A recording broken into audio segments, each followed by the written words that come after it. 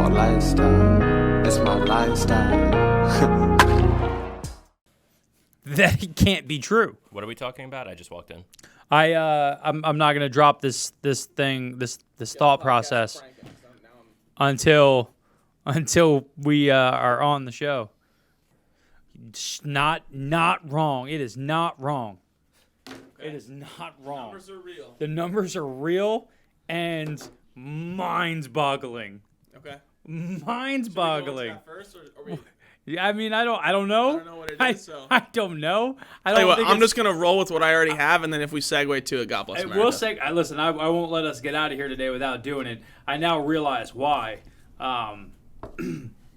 because it's stuff that needs to be brought up again. Cool. For the kids in the back who don't understand. By the way, the general population agrees with that. Billy Wagner needs to be a Hall of Famer. See, I don't. Are we rolling now? Cool. Welcome to the Ground Screw Podcast. I'm Bill Rom. And I'm Josh Gerson, as always. So we put up a poll. Should Billy Wagner be a Hall of Famer? We came up to this on the end of our Holiday Edition show. Mm-hmm. And yeah, Billy Wagner absolutely should be. Now, our voters agreed. Yeah. But I saw also that we had put up a post saying what are the best stadiums and where should you go. Mm-hmm. And Citi Field lost to anybody, and that would just immediately invalidates our people's objectivity and opinions. I'm sorry. I've been to a bunch of different places. I think I've been to Philly, Pittsburgh, Washington, Yankees, Mets. I've been to Camden Yards. I've been to Fenway. I've been to Atlanta. I've been to Coors. Okay. Those are all really solid stadiums, except none of them comp out to Citi. Okay. It's just you literally, if you're at Citi Field, you can walk around the entire lower ring, watch the game and have an amazing time and not have any issues. You can go out to the bridge in right center field and chill there and watch the game. You go to all the way center field, and right behind the bleacher chill out seats is the world of beer, and they have 1,000 different varieties of beer. Shake Shack was launched and founded inside of Citi Field. Mm-hmm. The food there is freaking incredible. They've got a steakhouse that's fantastic. It's beautiful outside brick. No cap, is the best one I've been to by far. We were in Coors, and Coors is cool only because I can see the Rocky Mountains. The rest of it is just What's a close second for you? So Fenway's dirty at this point. Fenway's gross to me. Fenway's more about the history than if you actually look at it objectively, is it a nice stadium? No. Oh, it's trash. Not even close. You got to go and see it and all this other stuff because they've got a stadium that was built by an erector set by somebody in 1800s. Yeah. It's not for anybody. Mm-hmm. No, I don't necessarily have. I hate Yankee Stadium. For sure, that's not even close. And that's just because it's a prison. Yeah, I got Yankee fans saying that City's way better. It's trash. And anybody who says that, oh no, it's Yankee Stadium, you're immediately showing your fandom, and you can't be objective. Listen, Shea Stadium sucked, right? When Shea existed, it was trash. It was what the Washington football team has now with things falling apart. Yep. That was Shea. Right, rats running down the side, every seat's paint's coming off. Yeah. Shea was a dumpster. And then when you looked at it, the history that had been Yankee Stadium was way better because it at least had that mystique about it and had this kind of feel. You don't have that now with Yankees. City was perfectly done. Mm-hmm. If anything that the former ownership did right was that stadium is beautiful. Mm-hmm. And I don't think that there's necessarily many comps that I've been to. Now, there's been some stadiums built recently that I don't know if it's better, right? I think the Rangers just redid their whole deal. Yeah. And they've got very nice. And I'm sure it's super nice. I'd have to go to figure it out. We're going to go we'll be in LA this year for the All-Star game, so I'm going to find out what that's like and see that, but if there is an All-Star game. I know at some point you're probably going to trek up to Wisconsin. Yes. If there is baseball, go to the Brewers Stadium. That's my personal second. Okay. Yeah, and Dennis picked that as his choice, and I firmly will stand by that. I loved that stadium. Okay. Had a great time with it. The entertainment is very comparable to like Citi Field, and they have a lot going on, and obviously beer's big in Wisconsin. Yep. So I had a phenomenal time there, and I love the way it's set up, and the dome's very cool. I went when it was open. Okay. But like just the way it's situated, and like I actually got like really cheap tickets to sit like field level, so I was able to get like the best possible experience out of it. And the Mets were playing, so it was like couldn't be better. Yeah, great day. Yeah, we got smoked, but it is what it is. It happens. Timeout. Where were we? Back after technical difficulties. What's up? You were talking about the Brewers and where they were. And yes, Miller Park, great time. Well, now it's American Family Field, which is a tragedy that it's named that now. Who cares about family? Miller Park is a much better name. Anyway, but great stadium. If you haven't been there, go visit it. Yeah. Dope. Yeah. So again, So I look at our fan voting. This is also the same fan vote that said that the better player was doop de doop. Why am I blanking on his name? Mike Trout. Mike Trout over Pujols. Yeah. And Pujols' career numbers in his first 10 seasons absolutely dwarf. I get that just because they like half of the kids that or people that follow us weren't there for the first half of his career. No, listen, I agree, and I think that that's part of when we're trying to look at these things objectively. Like, we weren't all thinking about Billy Wagner, right? But we go and we look at the numbers when we're trying to make these comps and we're having these thoughts, and we find guys and we go, wait, hold on. Like, throw out what you wanted to believe, the numbers, and then you look culturally, you look at the pressure situations. Like, he was part of the Mets when the Mets were good, and they had David Reyes, and they had Delgado and Beltran and Paul LaDuca, and that team was a dope team. He was the closer. Wasn't there like a half a second where we also had Kyle Farnsworth?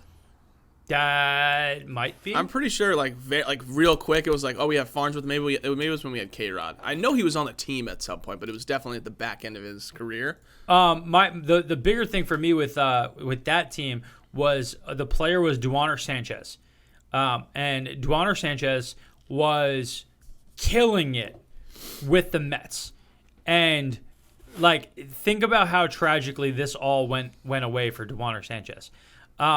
In the 2006 season where the Mets were really, really good, he had a 2.6 ERA for that season in 55 innings pitched.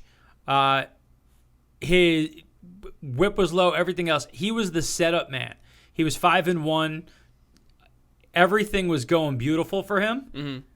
And then he was out late, and he got into a car accident in a taxi.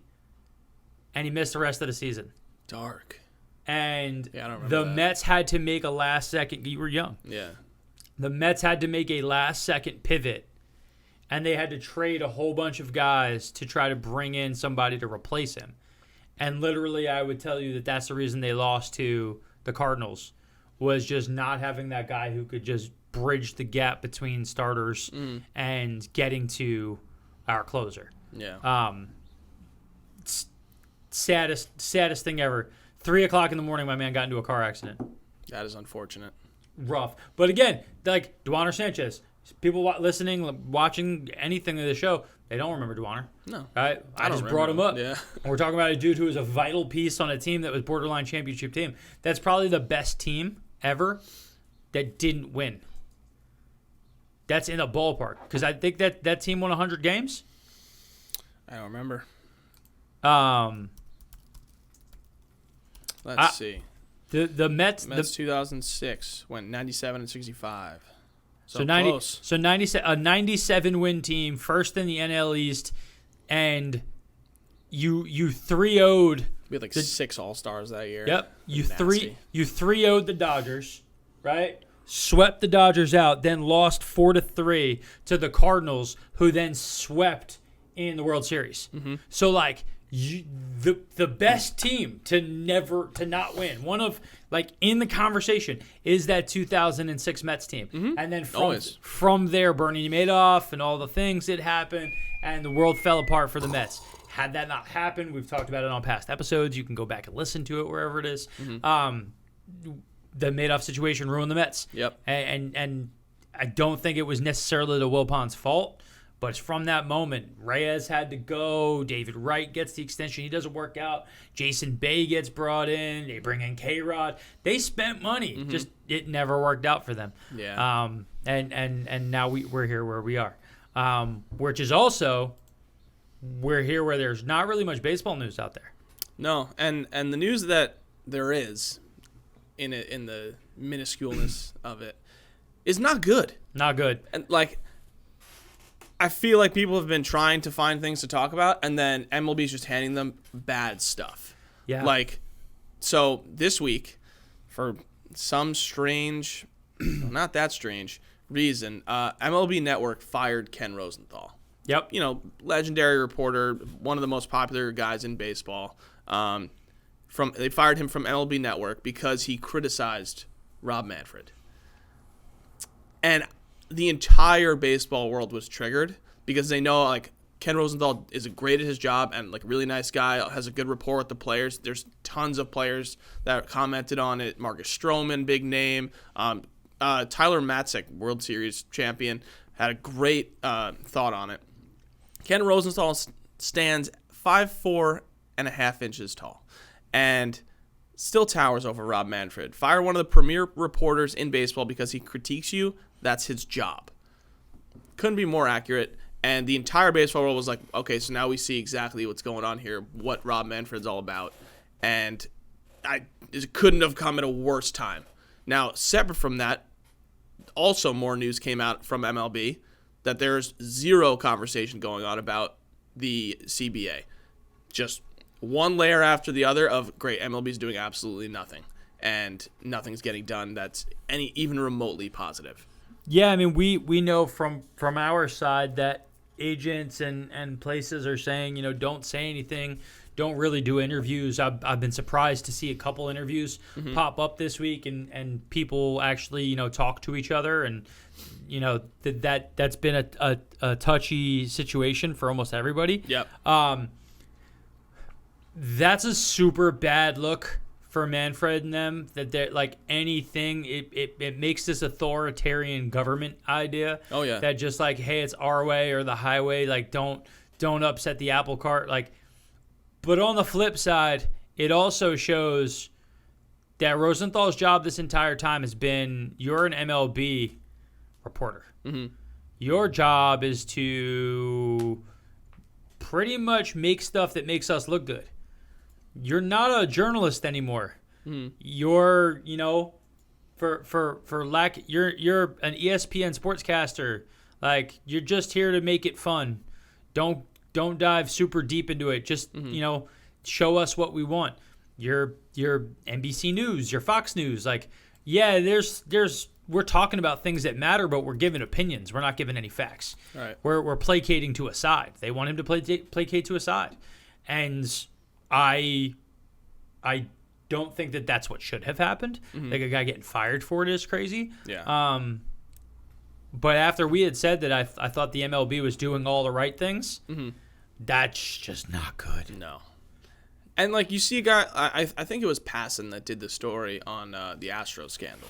Okay. And he did the whole interview with Hinch and everybody and brought that to light. And I don't think there was any real backlash towards him for that because it was not directly directed at the league. But I think after the fact, when there was like, okay, well, why is the league doing 0 suspensions? Like, sure, Cora and Hinch got suspended, but like that was a slap on the wrist because everyone knew that it was also the players involved and everyone wanted more repercussions. But the fact that it wasn't directed directly at Manfred, I don't think it was ever a big deal, and I think that's why Passan still does stuff with MLB. Well, so that now goes and opens up my issues with everybody inside of there. Sure. Was Passan's story 100% accurate then?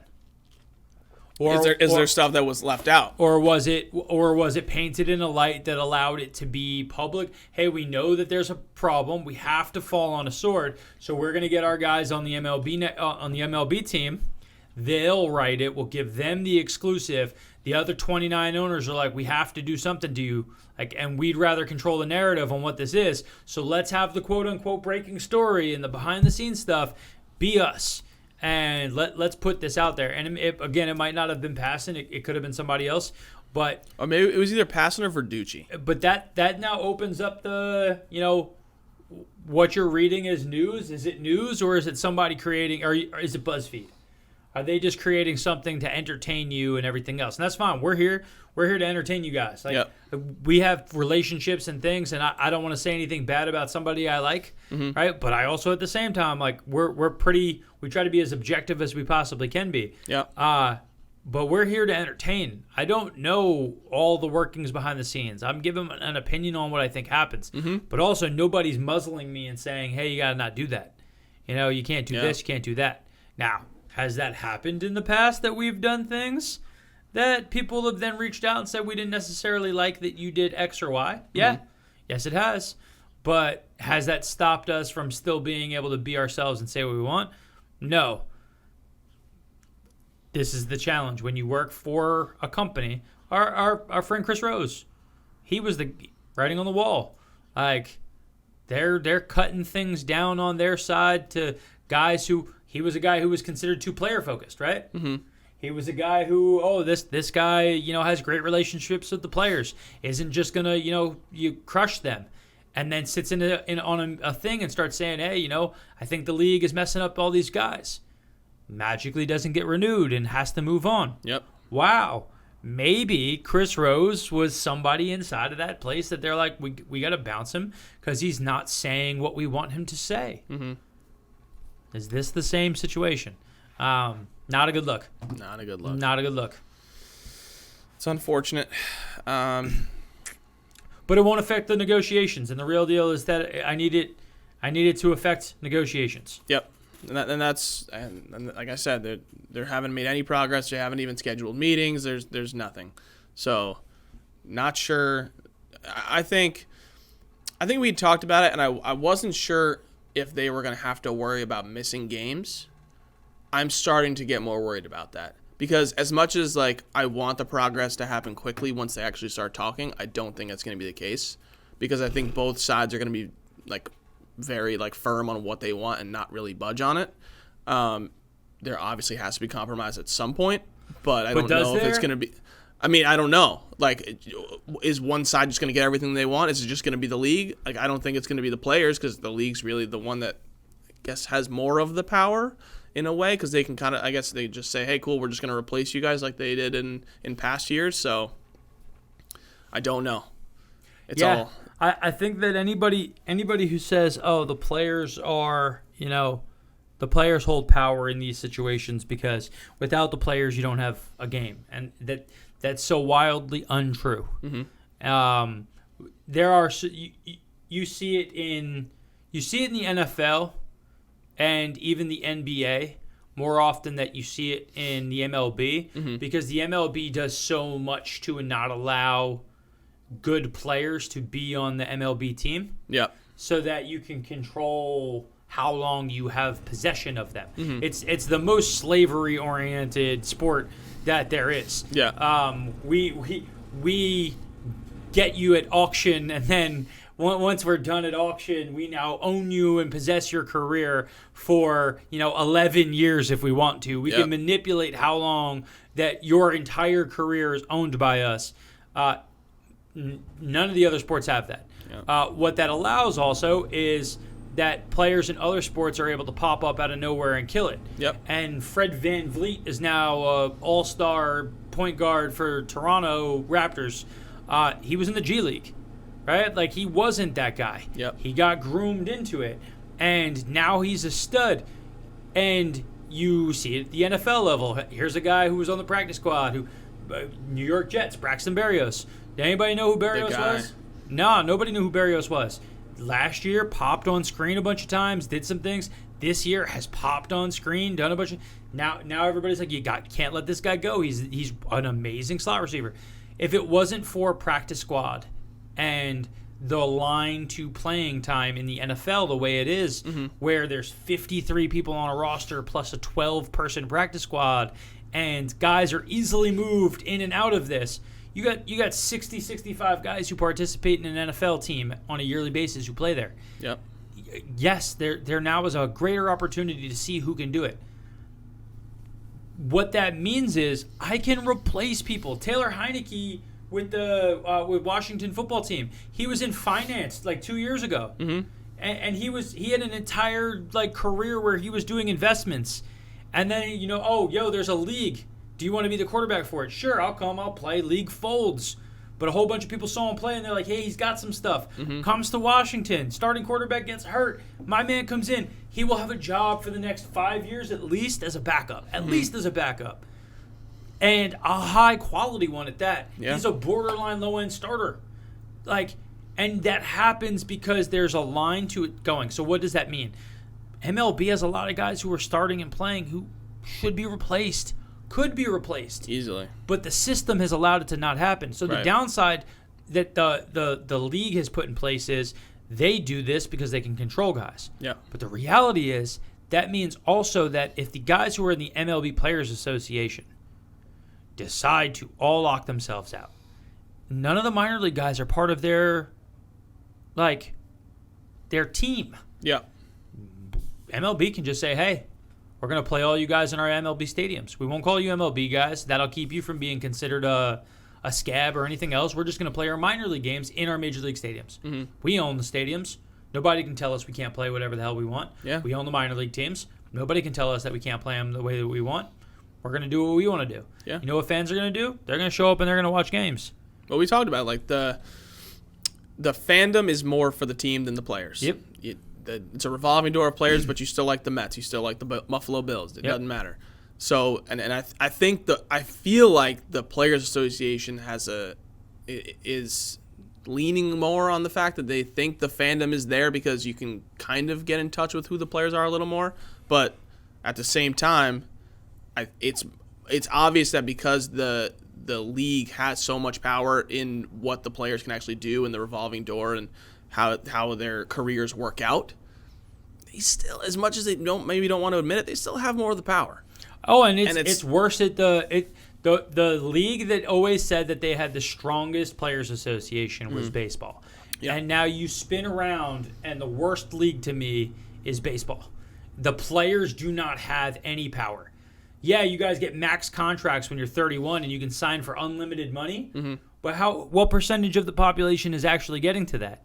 Whereas you look at the NFL level, right, and you have young guys who get drafted out of college, they're immediately professionals and they're getting paid money. Yep. And if they're not, they're on a practice squad. And at the practice squad, they're making six figures. With a direct line to making it to the pro level. They go to if you're a practice squad guy, you're a AAA guy, immediately. You're better. Yeah, better than that. Yeah, I would say a practice squad guy is better than a AAA guy. Yeah, because a practice squad guy, especially with the COVID rules, things that they instituted, there's this up-down ability for us to bring a guy up based off of another guy's injury. Right. So if this guy's hurt, now we have an injured reserve. So NFL has always had it that you had to go on IR and you were done for the year. Now you can return. So what do? When they lose that player, instead of going out and signing a free agent, they have this practice squad that's expanded that they put that guy on. Yep. So these guys practice all week long, do everything else that everybody else does, make close to six figures to do it, and they're training in the best facility that they have. They're not down in a crappier AAA facility waiting for the call. Yep. No, they're with all the other guys who are multimillionaires. They're in the rooms.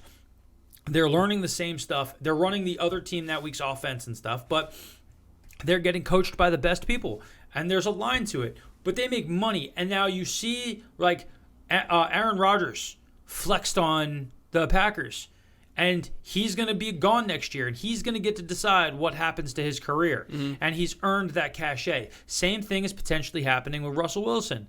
He has been able to do it. You look in the NBA, because only 5 guys start and they spend so much time on personal branding, that the NBA guys can make the decisions about what they're going to do, where they're going to do it. Players run the team pretty much. Right? Yeah. So because the MLB players continue to say, I don't want to be in the public eye, I don't want to do this, I don't want to do that, you don't have as much power. Yep. And you're limiting yourself. And the reality is that the longer that this lockout goes, the more it leans towards the owners. And that's why the owners have that power. That's why they're doing it. because they have all the cards. And if the Players Association and the players themselves want things to change, they have to release some thoughts of what's going on. Mm-hmm. And they got to give up some things that they think are big rocks for the future. And one of those things I think is they need to pull any player drafted by an MLB team or signed by an MLB team to even be a minor league player should be a part of the Players Association. That makes sense. Because you're part of this. You're community. part of the organization, and you could come up. Who's to say that a guy who's 19 doesn't get brought all the way up to be a starter? It happens. So absolutely. it can happen in any time. Effectively, you just have a giant practice squad that when the Mets had 80 million injuries last season, they were bringing up random dudes from whatever team, and all of a sudden they're in the MLB like that. Yeah, and those guys are playing. Yep. They're participating. Yep. What we didn't think that they were any good. Who were some of the guys Reed Foley, right? Sean Reed Foley. Yeah. Came up, was pitching well out of the bullpen, doing some stuff. Everything else, guy was a minor leaguer. He was a practice squad player. But he immediately replaced another guy who was in the league who was doing it. Yep. And he did fine. At a high level, yeah. And he did fine, right? Who's the kid I'm forgetting about who was our starter this year? Miguel? Huh? McGill. Tyler McGill. Nobody knew who he was. Yep. Guess what? He came out and he was league average pitcher. Mm-hmm. Maybe even slightly above league average pitcher. Nobody knew who he was. So if you think that the top 3 players to 5 players on every MLB team truly cannot be replaced, the other 20 guys, you are replaceable by a minor leaguer who can do it. And if you don't think that's true, if you think that's a lie, look at Pete Alonso coming in as a rookie and hitting 50 home runs. He was better than you the year before, too. He just didn't happen to be in the league with you. Yep. Could have replaced you at any time. Yep. And I guess depending on the organization, they're even more so our top 3 isn't even that big a deal. Yeah. The prime example is the Rays. Other than Wander Franco, they said outright, we will trade Tyler Glass now. Yep. No problem. He is easily a number 1 on any team. But we'll replace you. Yep. Because we know that we'll figure out, we'll draft, develop, and produce a guy just like you are one of the 87 guys we've made before you. Yep. And you can go back to previous episodes of us talking about that. So this whole thing is getting gross. Yeah. And I don't have good hope for it. Like you were saying, we thought they made some great strides this year, and I feel like every day that there's not even a little bit of progress, they're just walking it back. And I was really hyped. They had a great last year, a top to bottom marketing, teams played well, everything. Everybody looked good. And it's just now we just have terrible. It's just mud to talk about. Meh. Yeah. Which you got stuff. To talk about, and I saw something, and I didn't think that it could be a real stat. I thought that this stat sounds. Welcome to Stats with Bill Rom. And I want to see Dennis's face because he's got a very expressive face. He does. When I say stats. If a player were to steal 50 bases a season for the next 28 years, they would still have less stolen bases than Ricky Henderson. Yep. I've seen that stat before. Yeah. I believe it. It's 50. Absurd. So who was the leader in stolen bases last year? Can we look that up for me, Dennis? Probably. I want to say it's 30. I want to say 38, maybe 48, somewhere in the 30s to 40s. Yeah. So my point is the guy who's stealing the most bases in the league, right this second, right now. It was Marte with 47. So Marte. And he's on the Mets. Let's go. So the Mets that won't play next year. For sure, but it's all good. So Marte stole 47 to lead the league. And if he did that for 28 years, he wouldn't pass. He would not pass Ricky Henderson. 28 years. What's the math on that? 28 times 50 is what? 28 times 50. Well, no, it's the amount of stolen bases that he had. Oh, okay. Was 1,400 and change. 1,406. Yeah. So it really is that person would have 1,400. That's also in 25 years in the league. But here's the craziest thing about it. Ohtani stat. Ohtani led the league in caught stealing with 10. How many backs did he steal? That I don't have. I'll look it up. Well, he led pitchers in stolen bases in the league. I can tell you that. He had 26. So that's top 10 in the league? Maybe. I'll look it up. Has to be, right? If Marte only had 47? Oh, it was a big drop-off after Marte and what's his face? Yes. This is great podcasting. Yes, Dennis. Great. This is excellent podcasting. Did you pull up? No, so like again, just going back to the Ricky Henderson thing. He also, I think I pulled his stats up before. He had a season that he stole 130 bases. Oh yeah, for sure. Like, what year was that? I mean, it was such a different game. He stole 1982. In 1982, he stole 130 bases. Crazy. 130 bases. But here's the thing, right? He had 143 hits. So for every time he hit the ball, he almost stole a base. Like that's boop. I love that song. Brain I love popping. that brand of baseball. Like, you get on base, you're automatically a threat to steal every time. So I like the threat of stealing. But that's the thing is like Starling Marte gets on first base, he's a threat to steal, but he's not 130 bags a year threat. Yes. Like that's a completely different thing. The last dude who was even remotely in that ballpark to me is again us talking about the Mets. Jose Reyes. I think he had 90? 89, I think 89? 1 year. Yeah, I think it was the year he No, he never got there. 78. 78? Oh, 78 in 2007. Okay. Was that the year he won the batting title? That was not the year he won the batting title. The year he won the batting title, he only stole 39 bases. Okay. What year was that? 2011. Okay. So later. Yeah, so again, like he was a Met for a very long time. Shohei Ohtani was 8th in baseball with 26. In 2006, that epic Met season that we were talking about before, Reyes had an 841 OPS and stole 64 bags. Mm-hmm. He had 19 home runs and 17 triples. He led the league in triples 1, 2, 3, 4 times. Yeah. He had double-digit triple seasons 4 years in a row, from 2005 through 2008. The only thing that disrupted him was he only played 36 games in 2009. If he didn't only play that in 2009, he would have done better. The craziest thing to me is he wasn't an all-star in 2008, but he had 204 hits, 19 triples, stole 56 bases, batted .297 with an .833 OPS, and was a Gold Glover. Was not an all-star. What year? So this is 2008. So this is the things that we talk about when when everybody's like, oh, this player is better than this player or this player. Like, yeah, man. Like he was such a threat, and like OPS doesn't help. That's got to be a stat. I feel like if you steal a base, that should get added to your OPS. I just infinity brained myself, guys, while we were on the show.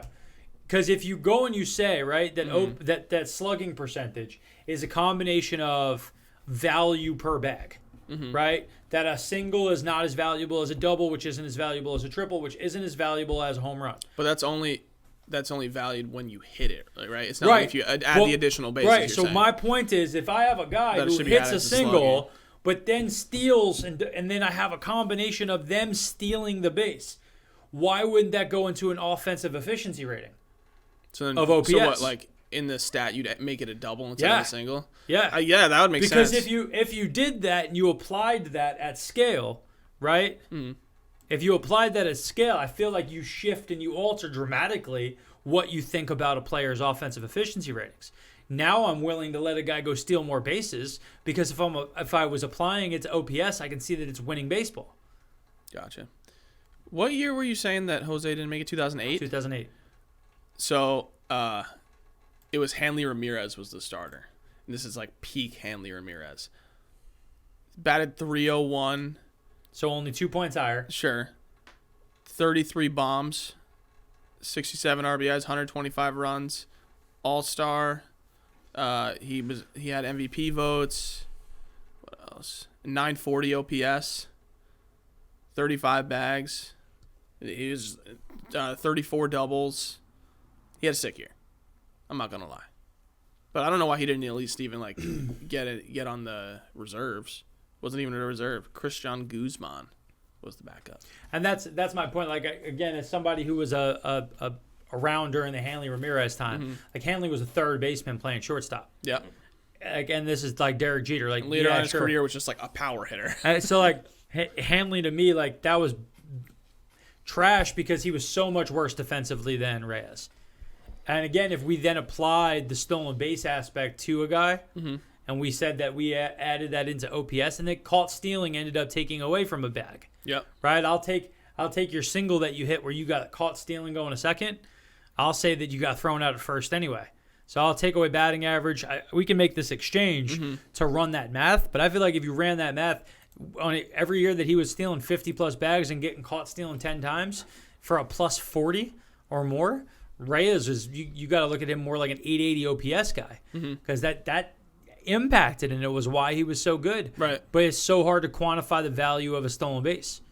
I mean, I think that's the easiest way to quantify it. Right? In all reality. I think it should be added in. I think if we did that math and we did that, you'd start seeing where you have outsized value again. Especially when OPS has become such like an important statistic. Yes. Like I think you look at Starling Marte and see, okay, cool. He led the league with 47 bags. He has speed. We know that. Yep. Like, and that's it. That's it. It's end of sentence. That's how much value the stolen base has. Because at the end of the day, like in the majority of these people, like the beyond the upper echelon of like the top 10 in the 30s to 40, everybody else is 20s or less, which means it's extremely infrequent across 162 games. That here's an example: Jazz Chisholm. You know he's fast, right? Like, yeah.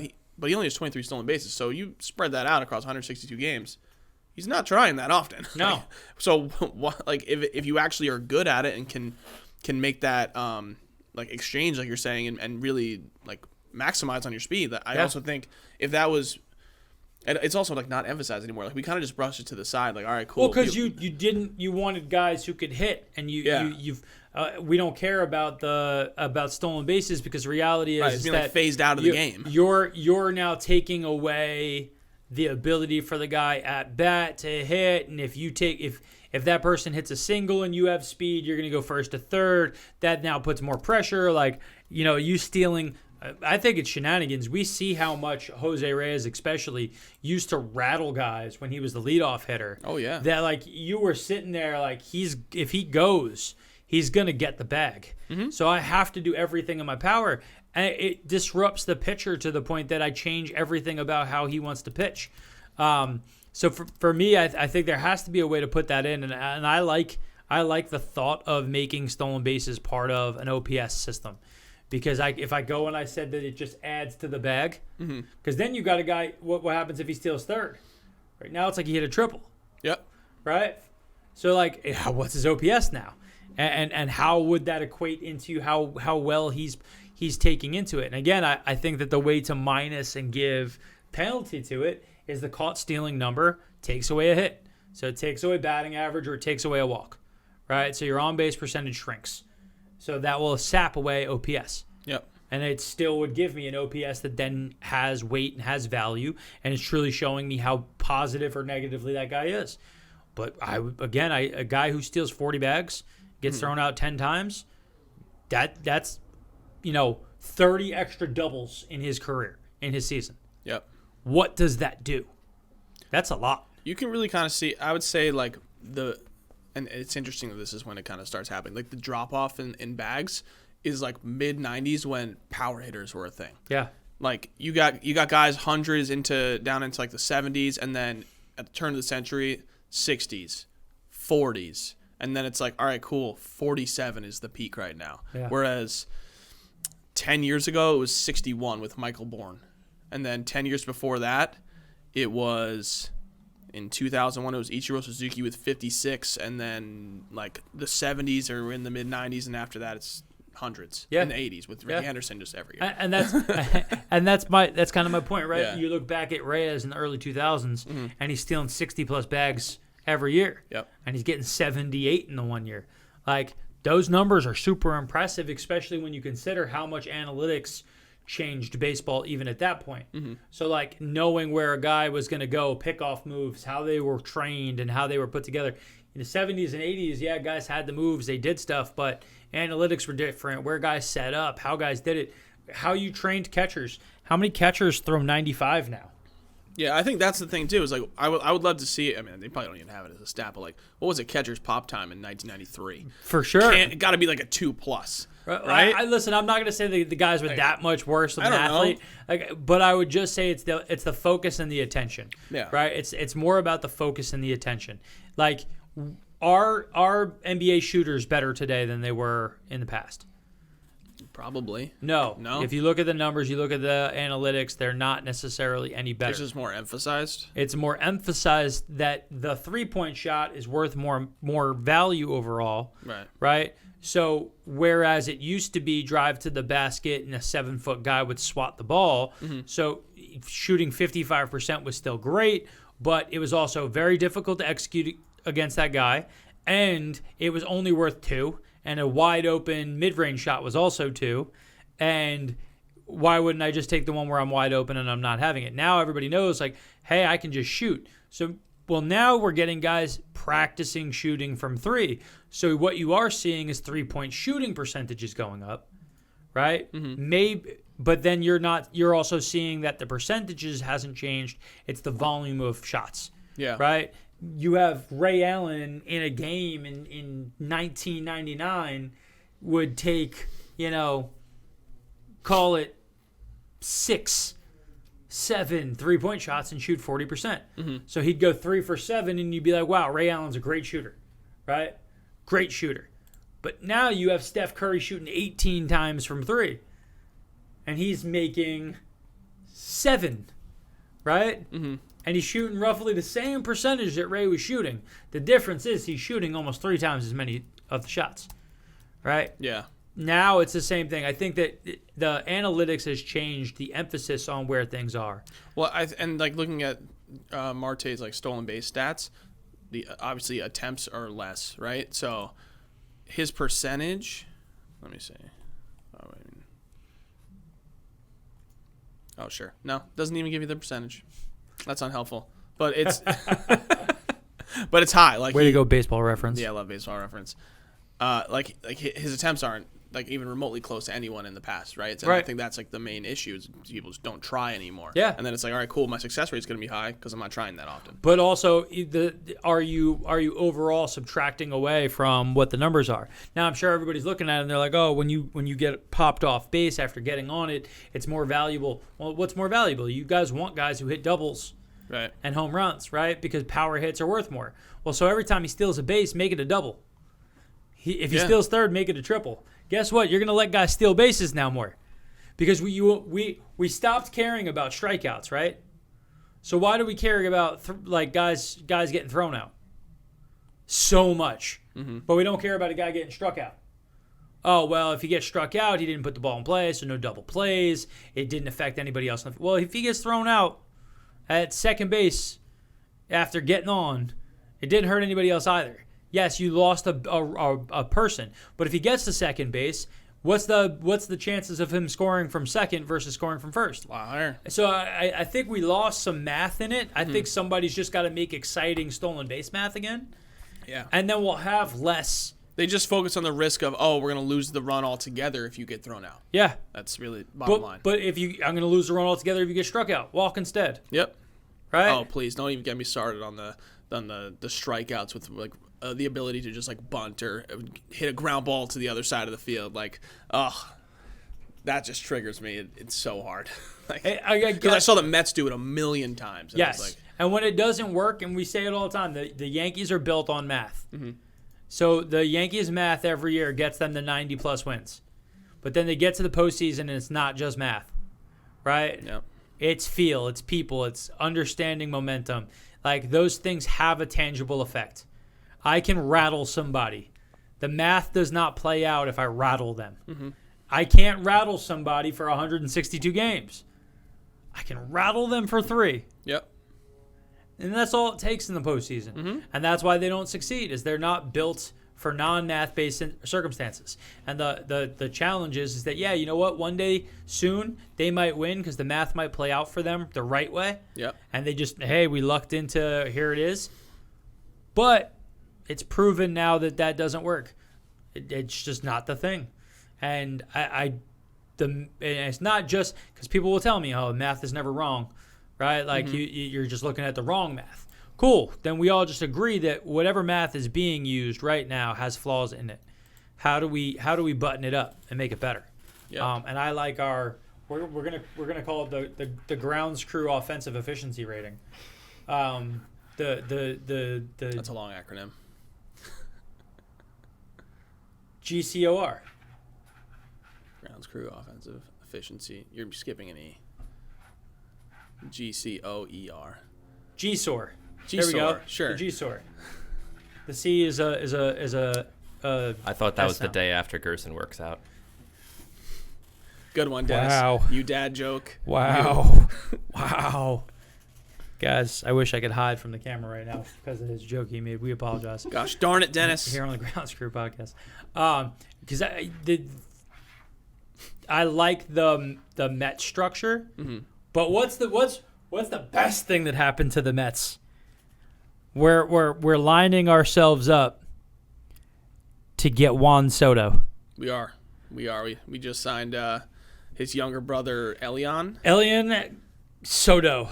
who I think Wagner Jr. said that something great about his swing. And I need to hear it. If you have knowledge out there on the wheel, out in the world. So all I know is if I can get family. Vlad Guerrero Jr. claims that Elian hits harder than Juan Soto did at his age, at 15. So, take what you will from that, but I'm down for him to get the Soto brothers on the Mets in 5 years, or a little bit less, I guess. Whenever Soto's a free agent, obviously we're gonna bring that man in, and then his brother a couple years later.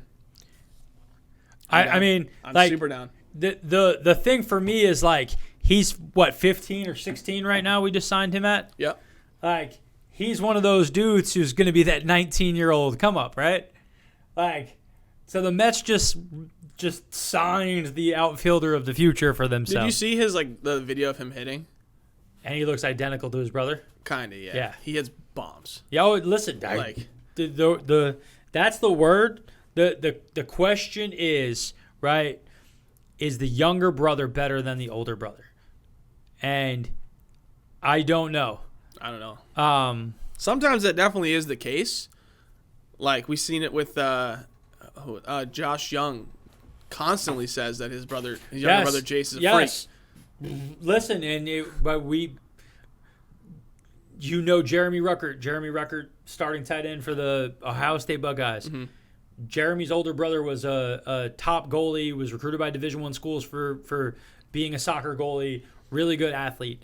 Never was going to be close to his brother. Mm-hmm. Now there always has to be like who's going to be what size, because size matters in sports to a greater degree. Sure. Where it doesn't matter as much is baseball, right? There's little guys with big pop, right? Yep. Francisco Lindor is not a huge man, and he can hit 30 home runs. Yep. So he's got pop in a body that isn't Juan Soto size. But hearing Elian signing. Now, here's the other thing that we all talked about, right? Doesn't Vladdy have a little brother? Yeah. Also named Vladdy. Vladdy, yeah. Isn't he? Is he a Met? Isn't he up for like being signed as well? Hold on. I thought he got signed. I'm almost positive the Mets signed him. No, we were talking about that. That's what they were going to do.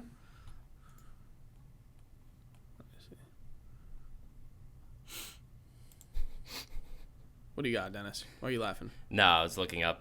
So it's not, his name isn't. Nope, it might be. It's hard to find him because his name is Oso. Vlad Guerrero has 3 more sons coming, and they all mashed the baseball. Yes. So this is the article by Detroit Sports Nation. I saw a video of it. It's real. So Vladdy spelled with an I. Yes. Mm-hmm. And Pablo. They're both 15. Yep. And Wilton is 12. He's got 8 children. Listen, good for him. So Vladdy Miguel Guerrero. Yeah. And Pablo Guerrero. So it looks like He's 15 years old. He's 6'2" and weighs 220.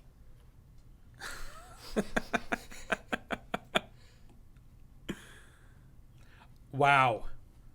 And he put it out of Marlins Stadium into like the second deck. Yeah, so that was what we had all heard the other day, right? Yeah. I guess an article came out like last week of those two hitting bombs, and just crushing it. So they're both up for Next summer signing period. Again, Mets are going to be pushing super strong into Are we going to do what the Blue Jays did and just get everybody's son Yes. and just go off? Yes. I'm down. Well, so like right? Isn't that like the Steph Curry, Klay Thompson move? Right? It's like Steph Curry is the son of a former player, so is Klay. Yeah. Klay, like they had access to high end stuff. They had access to all these things. Yeah. And then the physical body matched the other things.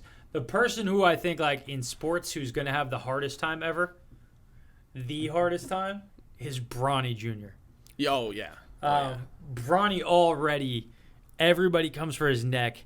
He's over-scrutinized for everything the kid does, and he is not going to be 6'8". Yeah. He has to be a different type of player. But I feel like, I mean, this is just outwardly, but it seems like LeBron's pushing for him to just be his own person and not, like, try to emulate him. And, like, I think to some degree he definitely has his own, like, brand and style, and, like, people like him just for being him. So I don't know, but yes, I definitely think it will be a challenge for him to be like, because there's a very real possibility he comes into the league, if he does make it to the league, and his dad is still there. Yeah. And I guess Griffey's dad, right? Like, Yeah. wasn't like he was good, but like Griffey came in and was like a legend. No, Griffey was very good.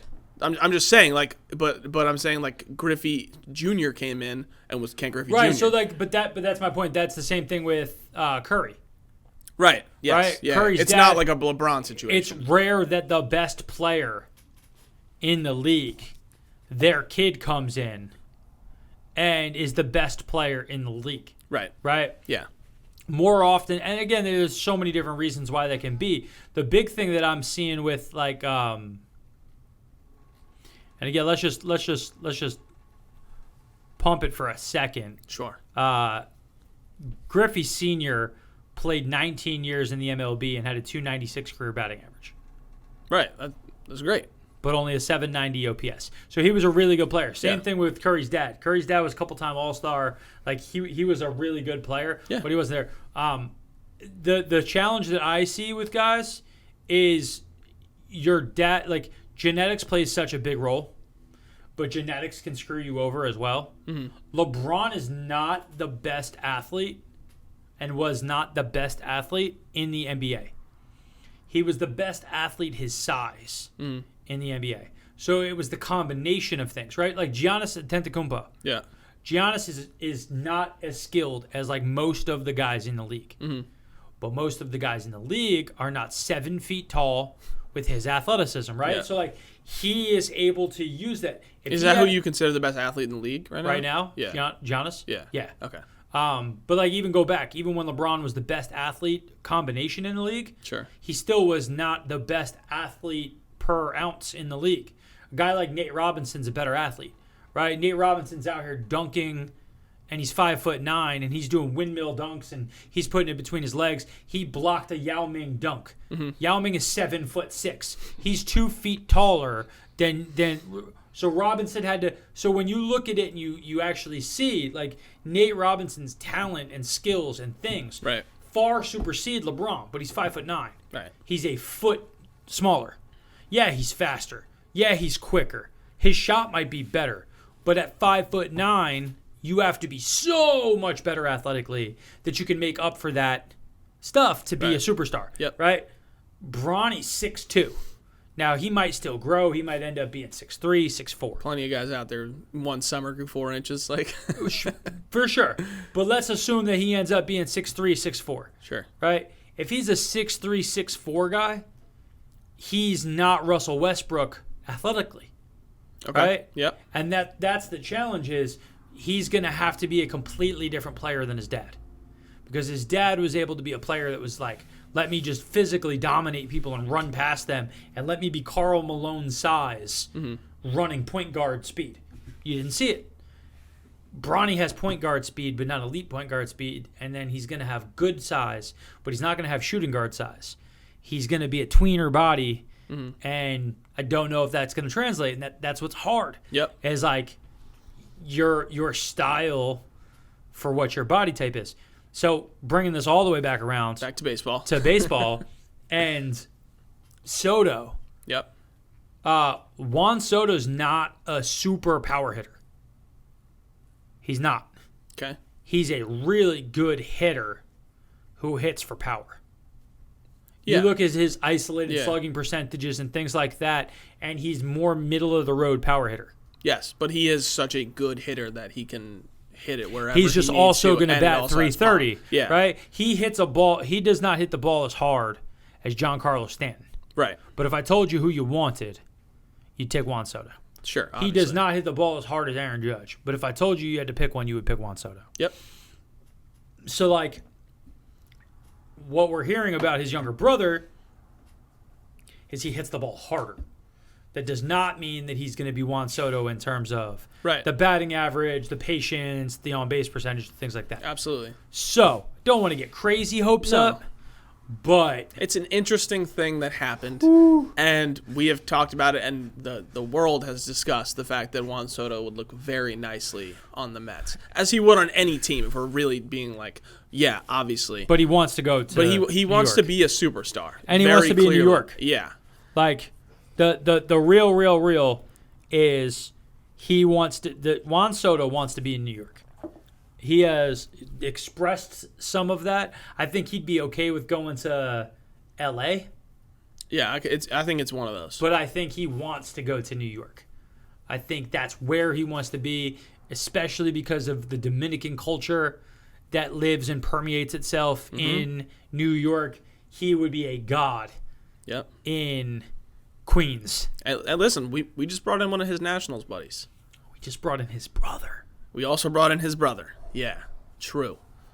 Like, as much as I think he's probably going to be a great baseball player, we all also recognize the chess move here that was made.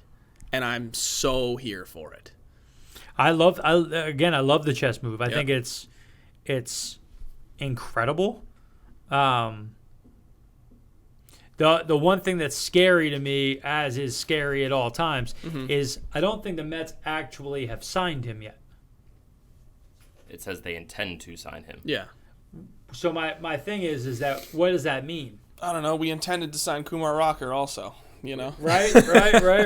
So, like, I don't know. We'll see. But at the end of the day, it's not going to matter right now because ain't nobody playing baseball. Well, he is. Well, he is, sure, but not nobody in the major leagues playing baseball right now. Nobody's signing anywhere. I still see everybody pulling for Chris Bryant to get signed by the Mets. We'll see when everything starts up again. I have no clue. The Mets have too many players right now. We do. That's all I got, man. That's all I got for today. Cool. Appreciate you guys hanging out with us today. Absolutely. Thanks for listening. Thanks for watching. Make sure you like and subscribe. And we'll see you on the next episode.